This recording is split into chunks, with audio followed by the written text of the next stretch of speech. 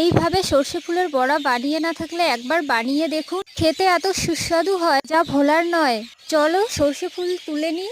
থোকা সর্ষে ফুল তুলে নিয়েছি। এখন উনুনের কাছে চলে যাব। একটা পেঁয়াজ, 2-4টা কাঁচা লঙ্কা, খোসা বোটা ছাড়িয়ে সবগুলো ভালোভাবে ধুয়ে নেব জল দিয়ে 2 থেকে 3 বার। ধুয়ে নেওয়া হয়ে গেলে আমি পেঁয়াজ আর লঙ্কাটা কুচি কুচি করে কেটে নেব।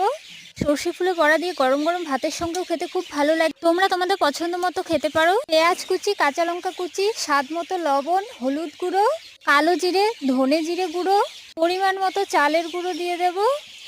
আমি বেসন ছাড়াই করব, তোমরা চাইলে বেসন দিয়েও করতে পারো। সর্ষে ফুলের গায়ে কোনো রকম জল নেই, তাই একটু জল দিয়ে মেখে নিতে হবে। এদিকে উনুন ধরিয়ে কড়া গরম করে নিয়েছি সাদা তেল। পারে গোল গোল শেপে বড়াগুলো দিয়ে দেব।